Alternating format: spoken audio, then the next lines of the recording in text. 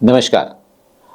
अभी तक में हमने हीलिंग के बारे में, स्वास्थ्य के बारे में बेसिक बातें की थी। आज से हम थोड़ा ऊपर के लेवल पे जाते हैं ताकि हम शरीर को कैसे स्वस्थ रखेंगे। तो उसके कुछ महत्व अलग अलग भिन्न प्रकार है, जैसे कि प्राणायाम, क्षमा साधना, ध्यान। इन सब के बारे में आने वाले एपिसोड्स में हम डिटेल में बात करेंगे, विगत से बात करेंगे और उसके ऊपर थोड़ा प्रैक्टिस भी करेंगे। तो जैसे कि संस्कृत में कहते हैं, शरीरम माध्यम खलु धर्म साधनम, यानी शरीर को स्वास्थ्य रखना बहुत ही आवश्यक है। शरीर को स्वास्थ्य रखने के कई तरीके हैं, जिनमें से कुछ के बारे में आप बात करेंगे। हमारा जीवन शुरू होता है सांस से और ख़त्म भी सांस से होता है। बच्चा पैदा होता है तब क्या होता है, पहली सांस लेता है ना। अगर बच्चे ने सांस नहीं ली तो पूरा हॉस्पिटल दौड़ धूप करने लगता है, राइट। तो और जैसे शरीर छोड़ता है कोई, तो हम क्या बोलते हैं, उसने आखिरी सांस ली। तो शरीर को स्वास्थ्य और कार्यरत रखने के लिए काफ़ी कुछ ज़रूरी चीज़ है, जैसे कि हवा, पानी, खुराक, ये सभी आवश्यक है। काफ़ी लोग पानी और खुराक के बगैर थोड़े दिन निकाल लेते हैं, करते हैं ना, साधना करते हैं तो। लेकिन जो हवा के बगैर रहना है तो आप सांस रोक के देखिए। बहुत प्रैक्टिस करेंगे तो भी एक आध मिनट आप रोक पाएंगे, इसके बगैर संभव नहीं है। तो सांस लेना सबसे ज़्यादा ज़रूरी है। सांस लेते हैं तो सांस कहाँ जाती है, हमारे फेफड़े में। तो फेफड़े का और काम भी होता है ना, सिर्फ वो हवा भरता नहीं है, वहाँ हमारा रक्त शुद्धिकरण होता है। क्योंकि वहाँ टॉक्सिक गैसेस या कार्बन डाइऑक्साइड वाली हवा जो होती है वो बाहर आती है और ऑक्सीजन खून में मर्ज होता है, मिक्स होता है और पूरे शरीर में पहुंचाया जाता है। हमारा शरीर के अंदर जितने भी कोष हैं उन सबको ऑक्सीजन जरूरी है, जीवित रहने के लिए, कार्यरत करने के लिए, अच्छी तरह कार्य करने के लिए।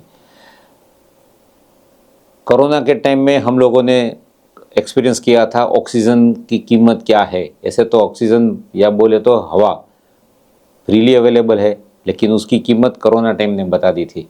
हम पूरे जीवन में कितने करोड़ रुपए का ऑक्सीजन ले लेते हैं फ्री में, इसीलिए हमें उसकी कीमत नहीं है। लेकिन जब हम ऑक्सीजन नहीं ले पाते हैं तो हमें उसकी कीमत मालूम पड़ती है। तो शरीर को ज़्यादा से ज़्यादा ऑक्सीजन लेने के लिए क्या करना चाहिए, हमारे फेफड़े जो हैं वो ज़्यादा कार्यरत होने चाहिए। तो आपको लगेंगे हमारे फेफड़े तो काम करते हैं, नहीं, हमारे फेफड़े जो है 10 से 15% ही काम करते हैं। क्योंकि हमारी जो पुरानी आदत है सांस लेने की, धीरे धीरे सांस लेते हैं, चलता है, लेकिन हम ओरिजिनल जो सांस लेने का तरीका है वो हम भूल गए। तो ओरिजिनल तरीका क्या है, चलो देखते हैं। इससे क्या होगा, आपके फेफड़े की क्षमता बढ़ेगी। साथ साथ में दूसरी भी बात करते हैं। आपको याद है पुराना मोबाइल, वो बटन वाला आता था, हाँ, नोकिया वाला, उसका बैटरी कितना चलता था, एक दिन, काफ़ी बार 2 दिन, 3 दिन। और अभी जो स्मार्टफोन आते हैं उसकी बैटरी कितनी चलती है, यानी उसको कब चार्ज करना पड़ता है, मैक्सिमम दिन में 2 या 3 बार और ज़्यादा।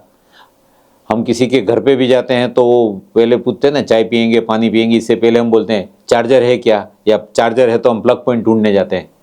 क्यों? अभी ये दोनों में फ़र्क क्या है। पहले वाला मोबाइल, इसको हम बोलते हैं स्मार्टफोन। स्मार्टफोन को ज़्यादा काम करना पड़ता है। आपका स्मार्टफोन, आपका कैमरा भी है, रेडियो भी है, इंटरनेट भी चलाता है, बैंकिंग भी करता है, सोशल मीडिया यानी इंस्टाग्राम, फेसबुक, एवरीथिंग वो चलाता है ना, सब कुछ चलाता है। तो उसका प्रोसेसर ज़्यादा काम करता है, इसलिए वो ज़्यादा ऊर्जा का खपत करता है। इसी तरह आज के ज़माने में हमें ज़्यादा काम करना पड़ता है। तो हमारे दिमागी तौर पे हम लोग ज़्यादा काम करते हैं, तो हमें ज़्यादा ऊर्जा चाहिए, तो दिमाग को भी ऑक्सीजन ज़्यादा चाहिए। तो ज़्यादा चाहिए तो क्या करना पड़ेगा, ऑक्सीजन वहाँ तक तो पहुँचाना पड़ेगा ना। हाँ, तो इसके लिए हमें वो सांस लेना ज़रूरी भी है। हमारे पूर्वज कहा करते थे, कोई भी सांस को क्या बोलते थे पूर्वज, प्राणवायु, क्योंकि उनको भी पता था कि हवा में प्राण यानी ऊर्जा है, तो प्राणवायु हमें ऊर्जा प्रदान करता है। तो सही तरीका क्या है, एक एग्जांपल देता हूँ, आपको तुरंत याद आ जाएगा। आपने बच्चे को सोते हुए देखा है? हाँ, वो सोता होता है, क्या होता है, उसका पेट हिलता है, धीरे धीरे ऊपर नीचे होता है। तो इससे पता चलता है कि ये सही तरीका है, ये कुदरत ने दिया हुआ तरीका है। तो अगर बच्चे जैसे सांस लेते हैं, धीरे धीरे बड़े होते होते कहाँ आ गए, हम यहाँ से यहाँ शिफ्ट हो गए। हम फेफड़े से सांस लेते हैं, फेफड़े से सांस निकालते हैं, वो अपने आप होना चाहिए। तो इसका मतलब क्या हुआ, जैसे हम सांस लेते हैं तो धीरे धीरे पेट बाहर आना चाहिए, जब सांस छोड़ते हैं तो धीरे धीरे पेट अंदर जाना चाहिए। इससे क्या होता है कि फेफड़े को ज़्यादा तकलीफ नहीं होती और अपने आप काम करता है। तो ये कुदरती तरीका है। जैसे हम पेट बाहर आता है सांस लेने के समय, तो यहाँ हमारा उदर पटल है, जिसको इंग्लिश में डायाफ्राम बोलते हैं, तो वो अपने आप नीचे जाएगा, तो आपके फेफड़े जो हैं धीरे पूर्ण तरीके से खुलेंगे और ज़्यादा ऑक्सीजन लेंगे। जब आप सांस छोड़ते हैं तो उदर पटल अंदर जाएगा, फेफड़े को धीरे धीरे प्रेस करेगा और कार्बन डाइऑक्साइड बाहर निकल जाएगा। तो उसी तरह धीरे धीरे काम करना शुरू होगा और ज़्यादा मात्रा में ऑक्सीजन ले पाएंगे और ज़्यादा मात्रा में कार्बन डाइऑक्साइड या टॉक्सिक गैसेस हम बाहर निकाल पाएंगे और रक्त का सही तरीके से शुद्धिकरण होगा।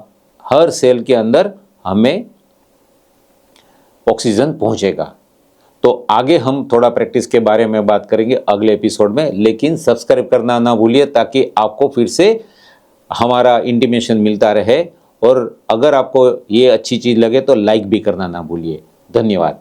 हम नेक्स्ट एपिसोड में इसके बारे में ज़्यादा बात करेंगे और प्रैक्टिस भी करेंगे। Thank you.